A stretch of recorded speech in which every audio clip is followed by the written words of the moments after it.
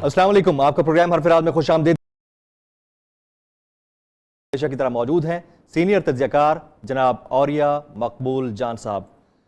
Pakistan Tehreek Insaf P T I قوم کی واحد امید، انہوں نے ممکنہ انتخابات 2018 سے قبل انتخابات جیتنے کی صورت میں، حکومت بنانے کی صورت میں 100 روزہ پلان کا اعلان کر دیا ہے۔ چیئرمین پاکستان تحریک انصاف کہتے ہیں میٹرو بنانا اصل کامیابی نہیں ہے، قوم بنانا اصل کامیابی ہے۔ شاہ محمود قریشی نے داخلہ پالیسی بیان کی، شیری مزاری نے خارجہ پالیسی بیان کی، ساتھ ہی ساتھ اسد عمر صاحب نے معیشت کا جائزہ لیا، اور معیشت کا جائزہ لیتے ہوئے انتہائی اہم باتیں کی گئی ہیں۔ 1 کروڑ نوکریوں اور 50 لاکھ گھروں کے بنانے کا دعویٰ کیا گیا ہے۔ لگتی بہت دور کی کوڑی ہے، کیا یہ معاملات اس نہج تک پہنچ پائیں گے کہ کامیابی مل پائے؟ ابھی سے اپوزیشن نے، یعنی حالیہ اپوزیشن جو ہے، یعنی پاکستان پیپلز پارٹی، اس کے لیڈر ہیں جناب خورشید شاہ صاحب، انہوں نے بارہا اس بات پر بیان دیا ہے اور کہا ہے کہ اگر خان صاحب یہ کر جاتے ہیں اور 100 روزہ پلان پر عمل کر جاتے ہیں تو وہ سیاست تک چھوڑ دیں گے۔ کیا کے پی نے ڈیلیور کیا ہے پچھلے 5 سال میں؟ کیا اتنا ڈیلیور کیا ہے جتنا وعدہ کیا گیا تھا؟ اور اب اگر وفاق میں یہ چانس ملتا ہے تو کیا ڈیلیور کر پائے گی پاکستان تحریک انصاف؟ آج کے پروگرام کے پہلے حصے میں اوریہ مقبول جان صاحب سے اسی پر بات چیت ہوگی۔ ایک بریک کے بعد ہمارے ساتھ رہیے۔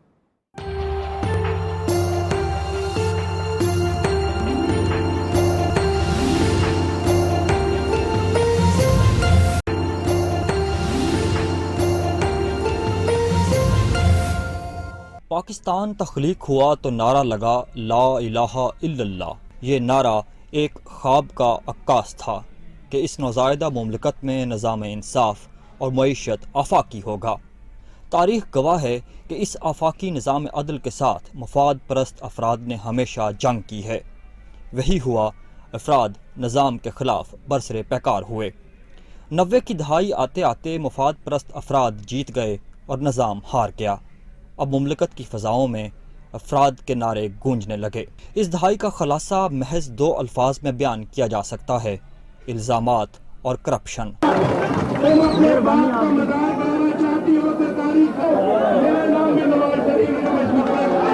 6 اکتوبر کے بعد ظفر علی شاہ، پیپلز پارٹی اور تیر تمہیں ایسے شکست دے گی تو آپ اپنے سینما ہال میں چھپ کر کے پرانی فلموں دیکھنے پر مجبور ہو جائیں گے۔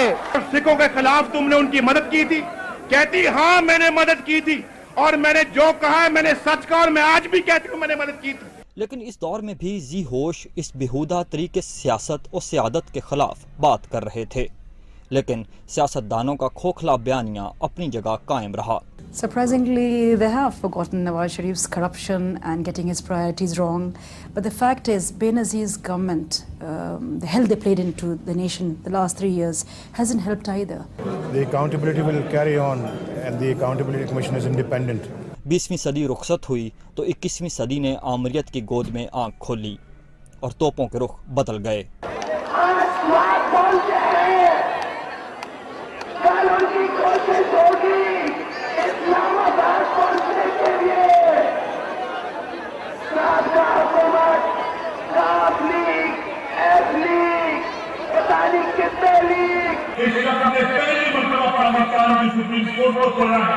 پاکستان کی تاریخ میں پہلی مرتبہ جج صاحبان گرفتار ہوئے ہیں۔ 2010 کے آتے آتے گزشتہ 20 سال کی کرپشن اور روشن خیالی کی دوڑ میں بنیادی شہری اور انسانی سہولیات کا جنازہ نکل گیا۔ اندھیرے شہروں دیہاتوں پر راج کرنے لگے۔ 1800 mega watt, 1500 mega watt, 3000 mega watt, 3500 mega watt. دسمبر 2000 میں لوڈ شیڈنگ کا خاتمہ۔ جہاں سے بھی کوئی میگا واٹ مل لے میں اپنے نیشنل گریڈ میں فوراً لے کر آنا چاہتا ہوں۔ 6 مہینے میں بجلی کی لوڈ شیڈنگ کا خاتمہ ہو جائے تو 2 سال میں بجلی کے اندھیرے نہ ختم کیے تو میرا نام فواز شریف نہیں ہے۔ 3 سال میں بجلی کا لوڈ شیڈنگ ختم کرنا کی تو میرا نام فواز۔ چھوٹے میاں تاریخ پر تاریخ دے رہے تھے تو بڑے میاں صاحب نے آنے والے انقلابی دور کا وہ نقشہ کھینچا کہ ترقی یافتہ ممالک بھی بغلیں جھانکنے لگے۔ گیس آتی ہے نہ بجلی آتی ہے، بل پہلے سے زیادہ آتا ہے۔ اگر یہ بجلی کے ریٹ بڑھائیں گے मैं तो चैन से नहीं बैठूंगा। कशकोल लेकर दुनिया के पास जाते कि हमारे पास पैसा नहीं है, इन्होंने कौम को भिखारी बना दिया है। मुझे ये कबूल नहीं है, ये पाकिस्तानी कौम भिखारी नहीं है। हम पाकिस्तान को एक बाइज्जत बातौकीर मुल्क बनाएंगे, दुनिया की पहली इक्तिसादी कुव्वत भी पाकिस्तान को हम बनाएंगे। ये नौजवान अल्लाह के फजल करम से ये नवाज शरीफ का नौजवान है, हम इनको एक बहुत खुशहाल मुस्तकबिल देंगे। इनकी जो डिग्रियां हैं इंशाल्लाह इनके काम आएंगी। आपके हाथों में सिर्फ डिग्रियां नहीं रहेंगे, बल्कि इंशाल्लाह एक बाइज्जत रोजगार आपको मिलेगा। 2013 के इलेक्शन के बाद जरदारी हुकूमत न सिर्फ ये कि एहतसाब से बच निकलने में कामयाब हुई, बल्कि जलते शहर की तपिश से बहुत दूर फसीले शहर पर बराजमान होकर फिर से इल्ज़ामात की तस्बीह पड़ने लगी कि पंजाब छोटे मियाँ के हाथ से कुछ नहीं हैगा, असल गल जड़ी है वो बड़े मियाँ दी है, समझे? नहीं तो छोटे मियाँ साहब 17 मिनिस्ट्रियाँ तो नहीं रख सकते अपने कोल। अब एक और रहनुमा के दिल में रहनुमाई की ख्वाहिश अंगड़ाइयाँ ले रही है। इनकी जुबान पर भी वादों की तवील फहरिस्त है। 22 साल हो गए पॉलिटिक्स में, ये पहली दफा मैं देख रहा हूँ कि हम इलेक्शन में इतनी तैयारी से जा रहे हैं। ये जो 100 डेज है ये रिफ्लेक्ट करेगा पार्टी की आइडियोलॉजी। प्रोग्राम लॉन्च किया जाएगा जी, प्राइम मिनिस्टर्स हाउसिंग स्कीम, जिसके अंदर 5 साल के अंदर 50 लाख घर हमने बनाने, घर और फ्लैट हमने बनाने। पहले 100 दिन के अंदर वजीर आजम इमरान खान अनाउंस करेंगे इंशाल्लाह। 40-50 साल की जो निगलेक्ट है, जो इग्नोर किया गया ये सेक्टर, हम इसको ठीक करने के लिए एग्रीकल्चर इमरजेंसी डिक्लेयर करनी पड़ेगी और हम पहले दिन आके इंशाल्लाह एग्रीकल्चर इमरजेंसी डिक्लेयर करेंगे। ये तो 100% टूटे हुए अस्पताल थे, 100% टूटे हुए स्कूल थे, 100% टूटे हुए थाने थे, करप्शन से भरा हुआ निजाम था। मक्के ज्ञान गल मुकदी नहीं जे दिलों ना मुकाइए, ते कौड़े खूह कभी मिठे नहीं होंगे, भावें 100 मन गुड़ पाइए, ते फटे दिल फेर नहीं मिलते, भावें कुट-कुट जफियां पाइए। सियासतदानों के आसमानों से तारे तोड़ लाने के वादे दावे इससे पहले हमेशा स्टेज पर बात की गई है। कहा गया बिजली की लोड शेडिंग खत्म कर दी जाएगी, लेकिन इस तरह से चैलेंज बेस्ड एजेंडा सेटिंग यानी इंतखाबात से कबल गवर्नमेंट बनने की सूरत में एक पहले से तैयार शुदा प्लान देना, इसकी शुरुआत की है जनाब इमरान खान साहब ने। क्या इस पर पूरा उतर सकते हैं? इस पर हम बात करते हैं औरिया साहब से। औरिया साहब, पहले भी तो इन्होंने केपी गवर्नमेंट बनाने की सूरत में ये वादे किए थे कि 350 के करीब डैम्स हम बनाएंगे, वो तो नहीं पूरे कर सके। देखिए, पहली बात तो यह है कि इमरान खान केपी की एक छोटी सी गवर्नमेंट जी, और बाकी सारे के सारा जितना भी है पूरा पाकिस्तान 11% बनता है केपी के पूरे पाकिस्तान का। सूबा जब से पाकिस्तान बना है, सूबे की जो एक हुकूमत होती है, खैर इस पर हम बात करेंगे जी, एक बड़ी महदूद हर एक को मिली है और मंजूर भट्टू को मिली है, नकई को पंजाब मिला है जी जी, ठीक सब। जब तक उसको कोइंसिडेंस ना बने ना मरकज उसके साथ मिलके, उस वक्त तक आप सूबे में कुछ भी नहीं कर सकते। सॉवरेन गारंटीज मरकज के पास है, इंपोर्ट एक्सपोर्ट पर। आप एक फॉर एग्जांपल ये बता दें, क्या ये अच्छा इनिशिएटिव है? मैं अर्ज करूं, मसला सारा ये है, मसला सारा ये देखें, उन्होंने एक तो जुल्फकार अली भुट्टो को हमारे पैकेज बनाने वालों खा गए जी। जुल्फकार अली भुट्टो से वादे की दास्तान शुरू होती है और वादा रोटी कपड़ा मकान नहीं था। आप हैरान होंगे कि जुल्फकार अली भुट्टो की कैंपेन मैंने खुद देखा है, वादा था हम 1000 साल तक भारत से जंग लड़ेंगे। अच्छा। और दूसरा उसका यह था कि ताशकंद में अयूब खान ने पाकिस्तान की सॉवरेनिटी को बेच दिया था। हम जीती हुई जंग ताशकंद में हार गए थे और मैं ताशकंद का रात लीक आउट करूंगा। पूरी जिंदगी ताशकंद का रात भुट्टो साहब ने नहीं लीक आउट किया और वो उसी तरह उस कब्र में चले गए। और रोटी कपड़ा और मकान के मामले ने उनके पीछे असल में एक पूरी की पूरी खेप थी सोशलिस्ट ग्रुप की कि जो उनको लेके आई थी और उन्होंने उनसे नेशनलाइजेशन का, स्कूल नेशनलाइज हुए, पूरी की पूरी इंडस्ट्री नेशनलाइज हुई, पूरे का पूरा पाकिस्तान की जो 40 साल की थी ना खत्म हो गई।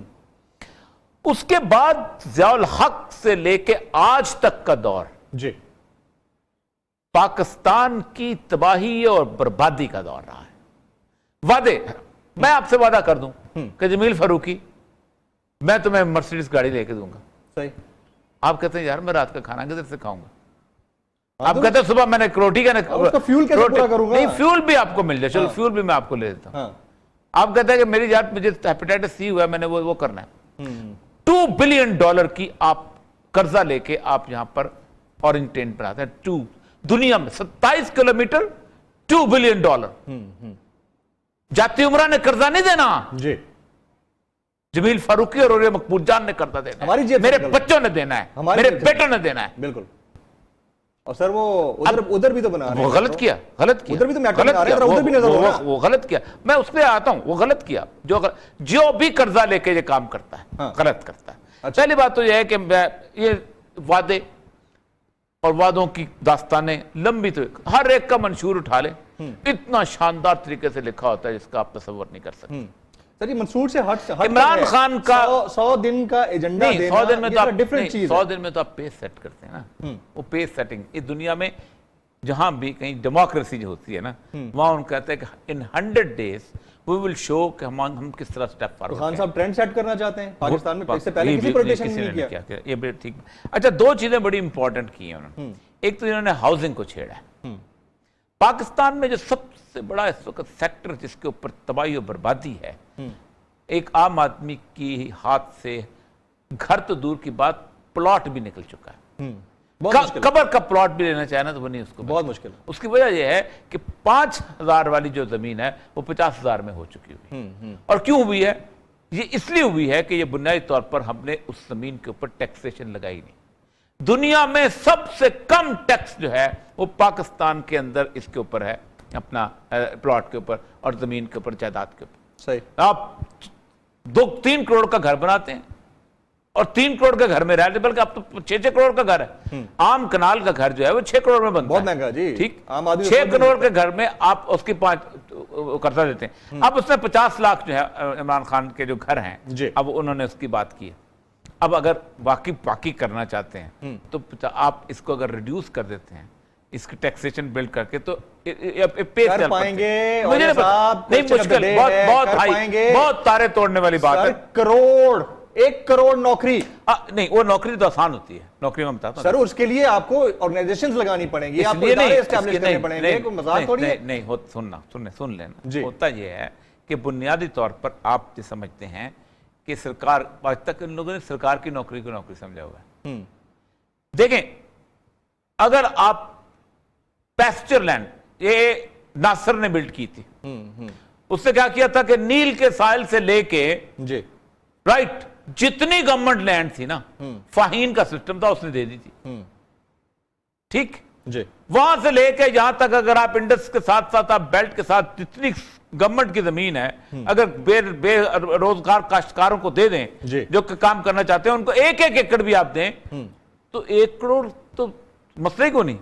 1 ایکڑ کے اوپر 100 بندہ تو کام کرے گا نا، 50 بندہ تو 50 بندہ کم سے کم کام کرے گا. اچھا سر، اب پھر اس پہ میرا سوال ہے، بڑا امپورٹنٹ سوال ہے. میں نہیں، ایک بات ہے، اگر جناب میاں نواز شریف صاحب تاحیات نائل ہیں پارٹی کی صدارت سے، اس کے علاوہ وزارت عظمیٰ سے بھی وہ گئے، ان سے ان کی پارٹی کوئی ایڈوائزری کوئی ڈیسیژن لیتی ہے یا ایڈوائزری لیتی ہے، تو کیا وہ درست ہے یا غلط ہے؟ جس طرح جہانگیر ترین صاحب کو ایگریکلچر کے معاملے میں ایڈوائزر تو کوئی بھی ہو سکتا ہے.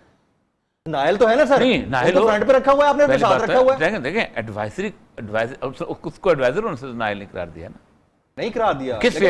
کس بنیاد پہ نائل؟ سر ایک تھپا تو ہے نا کہ آپ نائل ہیں، جو بھی ہے آپ نے غلط کیا ہے. کس بنیاد پہ نائل ہے؟ میں اس کو ڈیفینڈ نہیں کرنا چاہتا کس چیز کو، کس بنیاد پہ نائل. ایڈوائزری پہ تو کبھی دنیا میں کوئی چیز نائل نہیں ہوتا نا. آپ مشورے سے، کیا اس کو کہا گیا کہ اس کا مطلب ہے کہ اگر مشورے سے نائل ہے تو پھر تو اس کو ووٹ بھی نہیں ہونا چاہیے؟ کیا سپریم کورٹ نے اس کو ووٹ دینے سے منع کر دیا، رائے دینے سے منع کر دیا؟ اس کا رائے تو رہتی ہے. نواز شریف پارٹی کی صدارت نہیں کر سکتا، وہ کر سکتا باقی. اچھا، لیکن میں یہ کہہ رہا ہوں بیسیکلی آپ موضوع سے بالکل پتہ نہیں کدھر آج لے کے جا رہے ہیں. بنیادی طور پہ مسئلہ سارا یہ ہے کہ عمران خان اب ایک سیاستدان بن گیا ہے. وعدے نہیں، وعدے سے زیادہ نہیں، یہ بات کی بات کرتے ہیں. دیکھیں، آپ اسلام سے پوچھ رہے ہیں میں عمران خان کی پارٹی کا ریپرزینٹ کرنا. دنیا میں ہر سیاستدان ایک آخری ٹارگٹ بتاتا ہے کہ یہ ٹارگٹ ہے جہاں تک میں نے پہنچنا ہے، یہ میں نے اچیو کرنا ہے. کتنا اچیو کرتا ہے یہ اس کے بعد کی بات ہوتی ہے. لیکن وہ 100 days کے اندر اگر اس کا راستہ اس طرح چلنا شروع ہو جاتا ہے، اس کا مطلب ہے کہ اس کی پیس ٹھیک ہے. یہ دنیا میں 5 سالوں کے اندر کبھی بھی تبدیلیاں نہیں آیا کرتی. پھر یہ 100 days کے بعد پتہ چلے گا کہ کیا صورت ہے. لیکن مسئلہ سارا یہ ہے کہ عمران خان جو ہے اب اس وقت سیاست کے، اس نے سیاست کو سیکھ لیا ہے. ایک بات بڑی طے ہے، 20 سال تک اس قوم نے اس کو ووٹ نہیں دیا، اس نے اپنے کھرے کھوٹے جیسے تھے اس قوم کے سامنے لا کے کھڑے کر دیے، یہ ہیں میرے پاس، ان کا جہنم میں جاؤ، ہم تو الیکٹیبل کو ووٹ دیتے ہیں۔ یہ ہوا تھا قائد اعظم کے ساتھ، 1937 میں قائد اعظم نے کھڑے کوٹے اکٹھے کیے تھے، لوگوں نے کہا دفع ہو جاؤ، نہیں دیتے ووٹ، الیکٹیبل آئے 47 میں، مسلم لیگ جیت گئی 47 میں، اور لینڈ سلائڈ وکٹری۔ تو قائد اعظم کو کوئی نہیں کہتا خلائی مخلوق تھی تمہارے پیچھے، ٹھیک، الیکٹیبل خلائی مخلوق پہ نہیں چلتا، پتہ نہیں کیسے لوگ ہمارے تبصرے کرتے ہیں، الیکٹیبل کو پتا ہوتا ہے ہوا کدھر کی چل رہی ہے، وہ میری اور جمیل فاروقی کی تبصرے پہ اپنے ووٹ نہیں، وہ دیکھتا ہے فلاں گاؤں میں جو چودھری ہے وہ کس کو ووٹ دینا چاہتا ہے، فلاں علاقے میں ریلدار کس کو دینا چاہتا ہے، فلاں، اب یہ بلٹ اپ ہو چکا ہوا ہے، اب اس کی ہوا ہے۔ لیکن مسئلہ صاحب جی کہ ایسی ہوا کے اندر ہوتا پتہ ہے کیا ہے، جو خطرہ مجھے لگتا ہے عمران خان کے اس ایٹیچیوڈ سے، کہ اس ایٹیچیوڈ میں آدمی رائے سننے سے محروم ہو جاتا ہے، ڈیسیژن میکر چیلنج جب آپ بنا لیتے ہیں کسی چیز کو، آٹوکریٹک ہو جاتے ہیں۔ اور عمران خان میں کرکٹ کے زمانے کی آٹوکریٹی ہے، وہ کرکٹ میں بھی کسی کی نہیں سنتا تھا، اور یہ ہمیشہ کسی بھی لیڈر کی تباہی کا پہلا راستہ ہوتا ہے۔ آپ کا پوائنٹ آ گیا، اور صاحب خواتین حضرات یہاں وقت ہوا ایک بریک کا، بریک کے بعد جب واپس آئیں گے تو ہم بات کریں گے میاں نواز شریف صاحب کی، عدالت کے سامنے پیش ہوئے، معصومیت کی ان کے انتہا، اور اتنی انتہا کہ اس پر بات تو بنتی ہے۔ ایک بریک کے بعد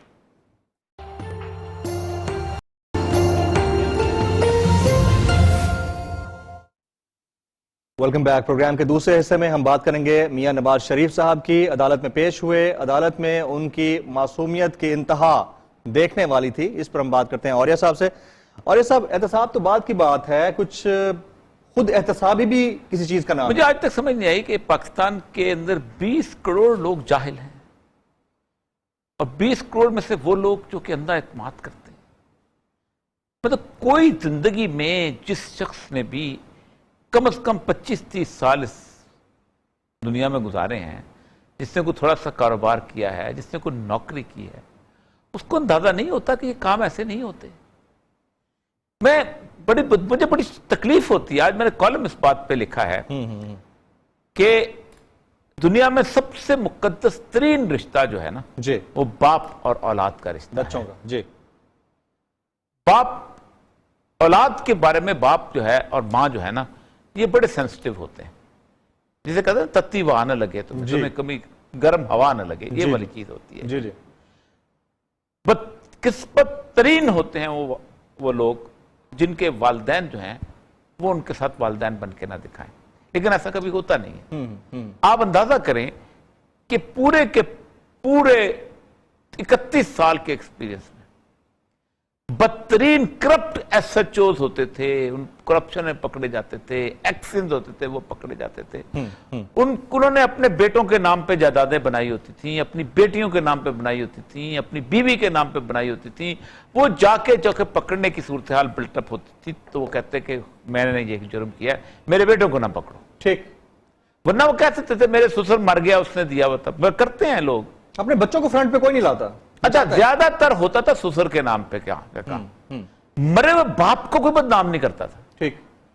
دوسرا یہ ہوتا ہے کہ باپ کی عزت، مطلب باپ کے ساتھ اس نے سلوک کریں یا نہ کریں، باپ کے ساتھ آپ کی زندگی اچھی گزری ہو یا نہ گزری ہو، آپ نے مطلب اس کے ساتھ اس کو دیکھ بھال کی ہو یا نہ کی ہو، لیکن باپ کی عزت کے اوپر حرف نہیں آپ آنے دیتے۔ ٹھیک۔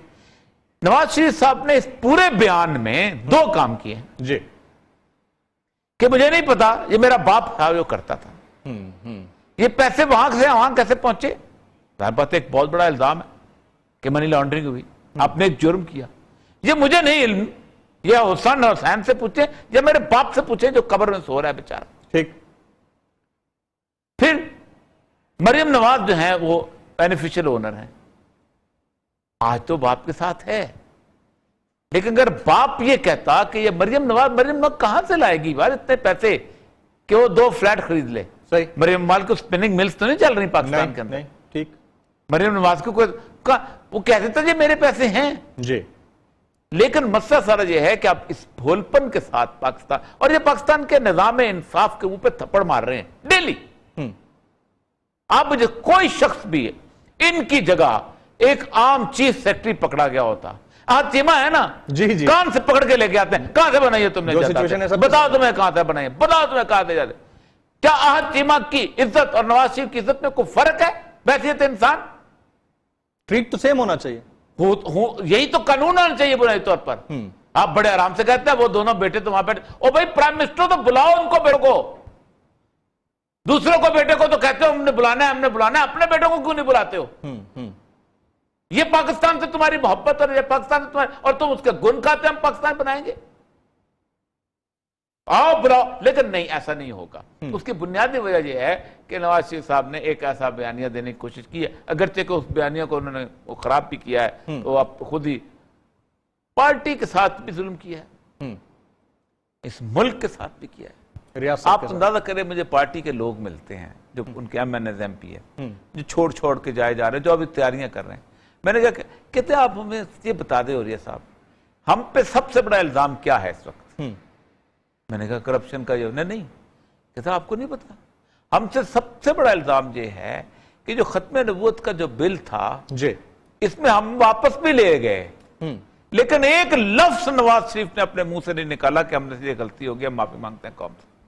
یعنی رسول اللہ صلی اللہ علیہ وسلم کی حرمت کے حوالے سے نواز شریف صاحب نے گفتگو کرنا مناسب. انہوں نے کہا ایک دفعہ یہ لفظ نکالا ہم شیر ہو جاتے ہیں اپنے حلقوں میں جانے کے لیے, ہم چلے جاتے ہیں. اب وہ کہتے ہیں تمہارا جناب لیڈر تو جب مانتا ہی نہیں اس بات کو, تمہارے لیڈر تو تم نے تو پکڑے. اس معاملے پر بات نہ کرنے کی وجہ کیا ہے اور یہ سب کیوں نہیں بولے وہ؟ International agenda. Basically Nawaz Sharif صاحب اس وقت غلط بس میں سوار ہو گئے ہیں. میں آپ کو ایک بات بتاؤں کہ پاکستان میں اگلے 4-5 ماہ بہت اہم ہیں. اچھا, آپ نے کبھی ایسی ٹرین پہ سفر کیا جس کا کانٹا بدل رہا ہو, مطلب یہاں سے آپ چلیں جی ایک دم سے اس کا ٹریک چینج ہو رہا ہو؟ وہ ٹریک جب چینج ہوتا ہے تو پتہ نہیں چلتا, دونوں پٹریاں ساتھ ساتھ چل رہی ہوتی, کافی دور جا کے ایک پٹری جو ہے نا آگے نکلتی ہے, تب احساس ہوتا ہے کہ اب آپ نا وزیر آباد سے ایک گاڑی لاہور جا رہی تھی, اچانک ایک فیصل آباد کی طرف نکل گئی. ٹھیک, تو اس وقت پاکستان جو ہے اپنا ٹریک چینج کر رہا ہے. پاکستان انٹرنیشنل پالیٹکس میں ٹریک چینج کر رہا ہے. ٹھیک, پاکستان اپنی اکانومی کی صورتحال میں ٹریک چینج کر رہا ہے, اور پاکستان اپنی پالیٹکس میں بھی ٹریک چینج کر رہا ہے. اور یہ بہت بڑا ڈیسیژن میکنگ. اس میں نواز شریف صاحب جو ہیں ان کو پتہ چلنا ہے 3-4 مہینے کے بعد جانا تو میں لاہور سے گڈی میں فیصلہ آباد بیٹھ کے. نواز شریف صاحب کو JIT کے ممبران پر اعتراض کیوں تھا جس کو بار بار نہیں JIT کا کیا, JIT نے فیصلہ کرنا ہے. نہیں, SHO ہر بندہ SHO پہ اعتراض کرتا ہے کہ میرے خلاف کیس بنا ہے, اور فیصلہ تو عدالت نے کرنا ہے. بالکل ٹھیک, بالکل ٹھیک. اور پھر آج انہوں نے قطر کی بات کی کہ قطر کا بیان تو بلا لو, اس کے سامنے تو JIT کے سامنے قطر والے اس کا بیان تو ایڈمیسیبل ہی نہیں ہے. کوئی بھی بیان جو JIT کے سامنے دیا جائے وہ کورٹ کے سامنے, کیونکہ پولیس انویسٹیگیشن افسر کا بیان ہے, وہ کورٹ کے سامنے ایڈمیسیبل نہیں ہے, کورٹ میں آپ علیحدہ بیان دلواتے ہیں. تو کل بلا لو, لیکن نہیں. اچھا, اور یہ سب انتخابات وقت پہ ہو رہے ہیں, اگر تو خاص طور پر فاٹا کے انضمام میرا خیال ہے یہ, میں آج ہی بات کر رہا تھا الیکشن اتھارٹیز والوں سے, کہ اگر تو فاٹا کل 24 کو ہے نا اس کی, جی بالکل, اور کوشش یہ ہو رہی ہے اس میں عمران خان اور باقی لوگ جو ہے نا ہوشیار ہو جائیں, نہیں لچ تل رہے ہیں, غلط کر رہے ہیں. بنیادی طور پہ اب چونکہ سارا کچھ گیم اس طرف جا رہی ہے تو سمجھتے ہیں یہ ہمارا جو ایڈوانٹیج تھا, حالانکہ موومنٹ بھی انہوں نے چلائی ہے, سب کچھ انہوں نے کرائی ہے. نواز شریف پیچھے ہٹ گئے تھے, تو وہ چاہتے ہیں کہ ذرا سا اگلی دفعہ ہو جائے. انہوں نے لیو کو ہم سے ایٹیٹیوڈ دیا, اگرچہ کہ مخالفت نہیں کی, لیکن یہ بیسیکلی فوج نے کروایا نا اس وقت, سارا پریشرائز کر کے سب کچھ دنیا جانتی ہے, خلائی مخلوق نے کرایا یہ نیک کام بھی. ٹھیک, تو خلائی مخلوق ڈیفائن ہو گئی, خلائی مخلوق کون نہیں جانتا یار. صحیح, پشتو میں کہتے ہیں شف مت کرو, شفتالو بولو. اچھا, یعنی جو ہے وہ سچ بولو.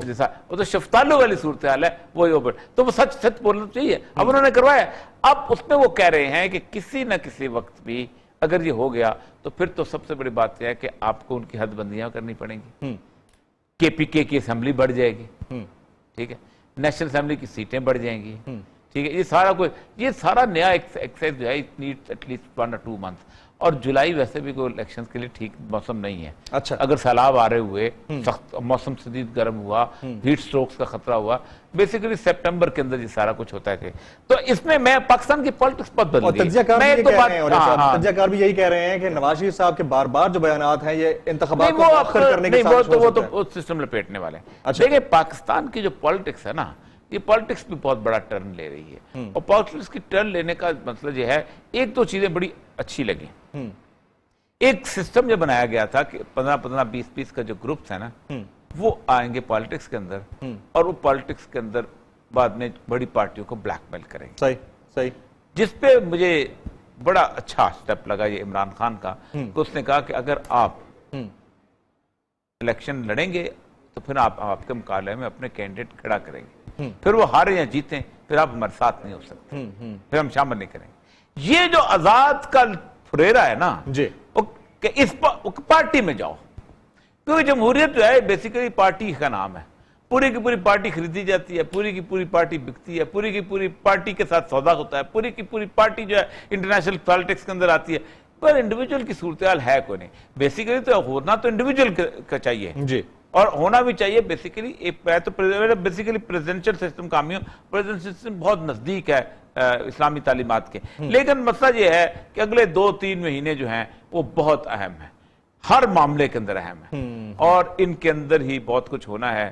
اور یاد رکھو وہ لوگ جو یورپ امریکہ کے خواب دیکھ رہے ہیں، اب چائنیز اور رشین زبان سیکھنا شروع کر دیں تو بہتر. اچھا یس ٹھیک ہے. اور یہ سب آپ کو پوائنٹ آ گیا. خواتین حضرات یہاں وقت ہوا ایک بریک کا.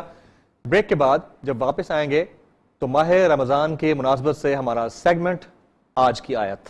بریک کے بعد.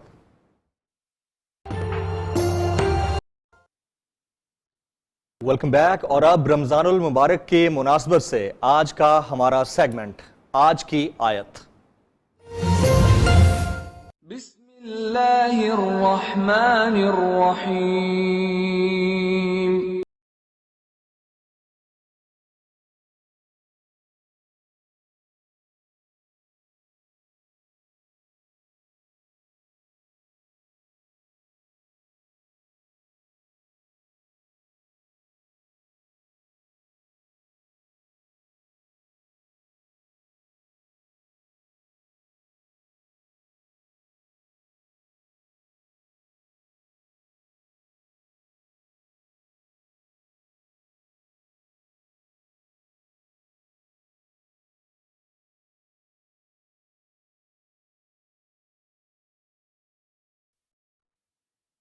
بسم اللہ الرحمن الرحیم. یہ بہت خوبصورت آیت ہے قرآن پاک کی، سورہ نساء کی 75ویں آیت ہے.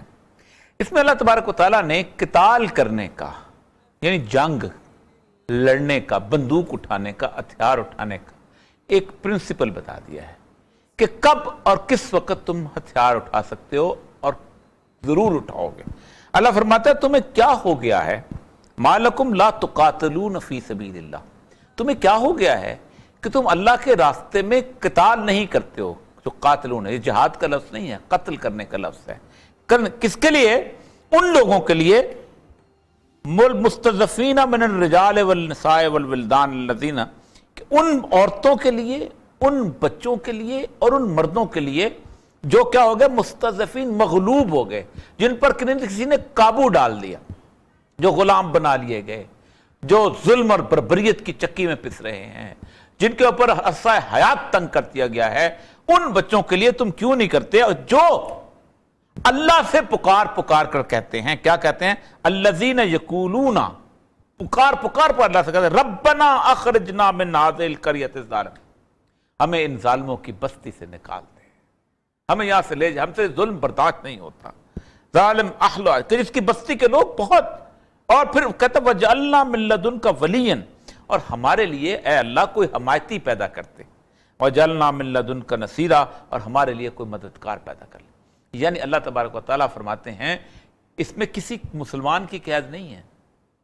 اگر کوئی عیسائی بستی کے اوپر بھی ظلم ہو رہا ہے، اگر کوئی یہودی بستی کے اوپر بھی ظلم ہو رہا ہے، اگر کسی ہندو اور دلت بستی کے اوپر ظلم ہو رہا ہے، ظلم کی ڈیفینیشن ہے، بستی پہ ظلم ہو رہا ہے، لوگ پکار رہے ہیں، لوگ کہہ رہے ہیں کہ ہمیں نکال دو، ہم گر گئے ہیں، ہم اس بستی کے لوگ ظالم ہو چکے ہوئے ہیں، اے اللہ ہمیں کو. تو اللہ کہتا ہے کہ جو ان کے لیے قتل کرنے کے لیے نکلتا ہے، لڑائی کرنے کے لیے ظالموں سے نکلتا ہے، وہ دوست ہے میرا، ولی، اور میرے طرف سے وہ مددگار جائے گا، میری طرف سے وہ ولی جائے گا. تو یہ اصل میں یہاں ایک بنیادی، اس لیے بنیادی طور پر وہ حکومتیں آج کے دور میں جو نیشن سٹیٹس ہیں، وہ نیشن سٹیٹس اگر کسی جگہ ظلم دیکھتی ہیں، جبر دیکھتی ہیں اور وہ نہیں نکلتی تو قیامت کے دن جس کے پاس جتنی طاقت ہوگی اس کا سوال کیا جائے گا۔ اگر افغانستان میں ظلم ہوتا ہے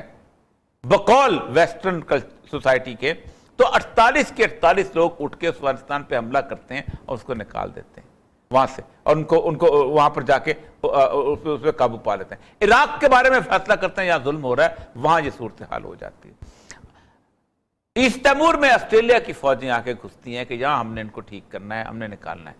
وہاں پر وہ جو کیا نام تھا، فاکلینڈ، جو مشہور اس کی لڑائی ہوئی تھی، وہاں پر انگلینڈ کی فوجیں چلی جاتی ہیں۔ دارفور میں یہ کیا جاتا ہے۔ کفر جو ہے اس قرآن کی اس آیت پر عمل کرتے ہوئے یہ کہتا ہے کہ جہاں پر بھی ظلم ہوگا ان کی نظر میں، ان کے قریت الظالم، لیکن کیا فلسطین پہ کوئی امت کھڑی ہو کے جہاد کی کال نہیں دے سکتی؟ کیا کشمیر میں یہ امت کھڑی ہو کے جہاد کا کال نہیں دے سکتی؟ کیا روہنگیا کے معاملے میں یہ امت کھڑی ہو کے جہاد نہیں بلکہ قتال کی کال نہیں دے سکتی؟ اللہ نے پرنسپل بتا دیا ہے کہ یہ پرنسپل ہے، اس کے اوپر تم ہتھیار اٹھا سکتے ہو۔ بالکل ٹھیک ہے، اور یہ سب آپ نے بتا تو دیا اس کا ترجمہ اور تشریح بھی اس کی کر دی، لیکن ساتھ ساتھ یہ سوال بھی بنتا ہے کہ جب اللہ تعالیٰ نے مسلمانوں کی مدد کا ذمہ اٹھایا ہے، خاص طور پر ایسے حالات اور واقعات میں کہ جب ان پر کیمیائی ہتھیاروں کا حملہ بھی ہو رہا ہو اور وہ ایک ویڈیو کے اوپر قرآن پاک کی تلاوت کرتے ہوئے اپنی جان بھی دیتے ہوئے دکھا رہے ہوں اپنے آپ کو، تو پھر مدد کیوں نہیں اترتی؟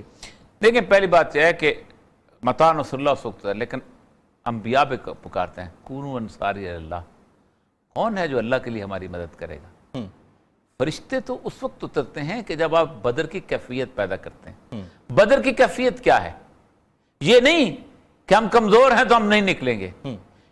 313 2 گھوڑے، 6 زرہیں اور 8 تلواریں، 2 گھوڑے 13 لوگوں کے پاس، 2 گھوڑے 6 زرہیں اور 8 تلواریں، 313 کے پاس، اور لڑنے کس کے ساتھ جا رہے ہیں؟ 1000 کے ساتھ، جن کے پاس ہر کے پاس گھوڑا تھا، تلوار تھی، یعنی کیل کنڈ سے لیس تھے۔ یہ 8 تلواریں لے کے نکلے تھے۔ اس وقت نصرت اترتی ہے، یہ نہیں کہ پہلے ہم بے کر لیں گے یا وہ کر لیں گے۔ نصرت اللہ کے بھروسے کے اوپر نکلتی ہے، ویسے نہیں آتی۔ اللہ کے بھروسے پہ نکلتی ہے، ویسے نہیں آتی ہے۔ خواتین حضرات، آپ کی شرکت کا بہت بہت شکریہ۔ فیڈ بیک کے لیے فیس بک اور ٹویٹر حاضر ہے۔ پروگرام سے جمیل فاروقی اور اوریہ مقبول جان کو اجازت دیجیے گا۔